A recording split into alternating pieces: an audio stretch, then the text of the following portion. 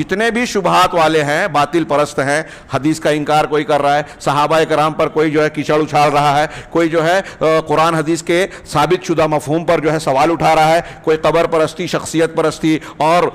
جو ہے شرکیات کی تبلیغ کر رہا ہے، اسے دین بتا کر لوگوں کو گمراہ کرنے کی کوشش کر رہا ہے، کوئی عقلانیت کو اختیار کر رہا ہے، کوئی رافضیت کو جو ہے دین حق میں گھسانے کی کوشش کر رہا ہے، آج ایسے فتنے ہر طرف سے سر اٹھا رہے ہیں، تو ان تمام اہل باطل کے سامنے کھڑے ہو جائیے۔ پوری تاریخ میں آپ مطالعہ کیجئے،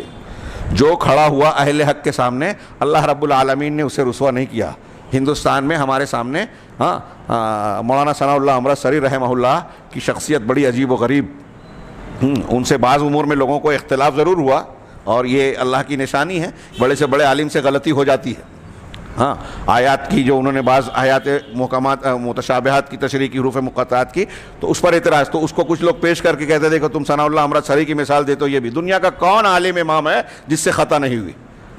لیکن مولانا ثناء اللہ امرتسری رحمہ اللہ کی شخصیت بڑی عبرت والی ہے، ہمارے لیے سبق والی ہے۔ ان کے بارے میں یہاں تک کہا جاتا ہے کہ اگر رات میں کوئی فتنہ سر اٹھاتا، رات میں اگر کوئی نیا مذہب، نئی فکر، کوئی بدعت سر اٹھاتی، تو دوسرے دن مولانا ثناء اللہ امرتسری اس کے جواب میں کتاب لکھ دیتے تھے۔ یہ بظاہر مبالغہ معلوم ہوتا ہے، لیکن آپ اگر ان کی زندگی کو پڑھیں، اس وقت جتنے بھی باطل سرگرم عمل تھے ہندوستان میں، غیر منقسم ہندوستان، کوئی ایک نہیں ہے جس کا مقابلہ شیخ ثناء اللہ امرتسری رحمہ اللہ نے نہ کیا ہو۔ عیسائی پادری آئے ہوں، سناتن دھرمی آئے ہوں، قادیانیت کے بارے میں تو اتنا لکھا، اتنا رد کیا، اتنا دوڑایا کہ وہ خود کہتے ہیں کہ مجھے یاد نہیں کہ میں نے کتنا لکھا ہے۔ الگ سے کتابیں جو لکھی، مناظرے جو کیے، اور پھر اس کے بعد الگ سے باقاعدہ ایک مستقل پرچہ، اہل حدیث پرچے میں تو لکھتے ہی تھے مستقل کالم قادیانیت کے رد میں، مرقع قادیان کے نام سے الگ پرچہ نکال دیا۔ ان کی تفاسیر میں بھی ردود موجود ہیں، جو ان کی ایک مشہور تفسیر ہے اور اس کا مختصر حصہ ہمارے یہاں پایا جاتا ہے، وہ اپنے دور کے فرقوں اور فتنوں کے رد پر مشتمل ہے۔ تو منکرین حدیث ہوں، نیچری ہوں، مولانا مودودی صاحب کی ابتدائی تحریریں سامنے آئی، اسی وقت انہوں نے لکھ دیا کہ یہ مسلک اعتزال ہے۔ گزشتہ ادوار میں جو اعتزال اور معتزلہ گزرے ہیں، عقلانیت پسند لوگ، تو یہ ان کے یہاں یہ چیز پائی جاتی ہے، اعتزال کی چیز۔ اور پھر وہی آج ہم دیکھ رہے ہیں کہ عقلیت کی بنیاد پر جب بڑھے تو اس عقلیت نے ان کو کہیں رافضیت کا شکار بنا دیا، کہیں خارجیت کا شکار بنا دیا، کہیں باطنیت کا شکار بنا دیا، جگہ جگہ گمراہ ہوتے ہیں۔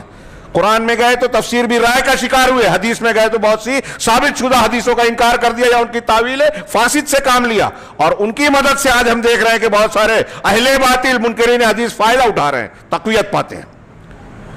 اس کو لوگ لائٹ اور ہلکا سمجھتے ہیں، ان کا رد کرے تو لوگوں کو برا لگتا ہے کہ ردود کر رہے ہیں۔ اگر یہ ردود ہمارے یہاں نہیں ہوتا، یہ ہمارے اہل ایمان شیخ ثناء اللہ امرتسری اور ان سے پہلے کے لوگ پوری اسلامی تاریخ میں، امام احمد بن حنبل رحمہ اللہ نے اپنے دور کے اہل بدعت، جہمیہ، قدریہ، معتزلہ اور صفات اور اللہ تعالیٰ کی اسماء و صفات کے سلسلے میں انحراف کرنے والوں کا رد کیا۔ امام بخاری نے اپنی بخاری میں جو ہے ایک کتاب الایمان جس کو کہتے ہیں آخری باب، کتاب الرد علی الجہمیہ، عنوان قائم کیا کہ جہمیہ پر رد کا کی کتاب، اور جگہ جگہ اس میں اہل رائے اور ان لوگوں کے اقوال کو بھی پوری کتاب میں جگہ جگہ رد کیا ہے۔ تو یہ ردود قرآن میں بھی ہے، احادیث میں بھی ہے، اور صحابہ، تابعین، تبع تابعین، کسی دور میں آپ نہیں پائیں گے کہ اہل باطل اور اہل بدعت نے اگر سر اٹھایا تو اہل حق نے ان کا رد نہیں کیا ہو۔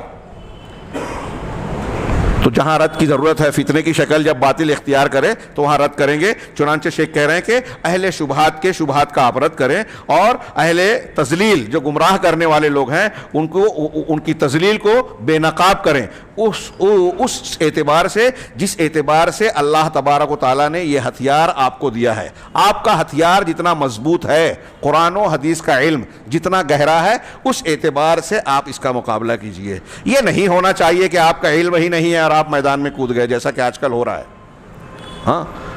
آگے انشاءاللہ دروس میں آئے گا سلف کے کچھ تعامل کہ کس طریقے سے اسلاف کا مزاج تھا،